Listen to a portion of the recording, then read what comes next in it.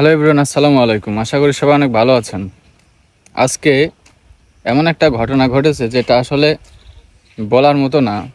ঠিক আছে, আমি হয়তো আপনাদের একটা গত ভিডিওতে দেখিয়েছিলাম যে আমি কিছু এই বাগানের মধ্যে তরমুজ গাছ লাগিয়েছি। আসলে মানুষের কথা কি বলবো, মানে বাংলাদেশ বাংলাদেশের মানুষ এতটাই নির্লজ্জ, এতটাই খারাপ, যাদের মানে মুখের গালি দিলেও তারা তাদের মানে কথা বোঝে না।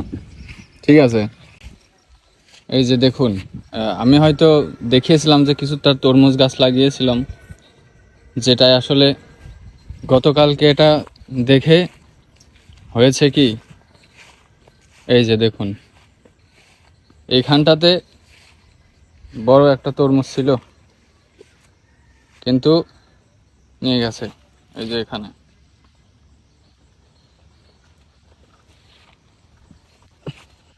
এখানটার মধ্যে রাখছিলাম, লুকিয়ে রাখছিলাম, তারপরেও দেখুন এখান থেকে তুলে নিয়ে গেছে।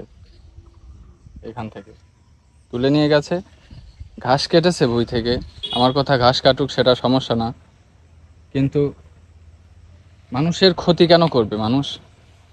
এ দেখুন, গাছটাও মানে কেটে রেখে গেছে। ঠিক আছে, গাছটাও কেটে রেখে গেছে। তারপরে এইখানে আর একটা ধরছিল একটু বড় সাইজের, সেটাও তুলে নিয়ে গেছে। মানে এসব মানুষদের কি করা উচিত আপনারা একটু বলুন।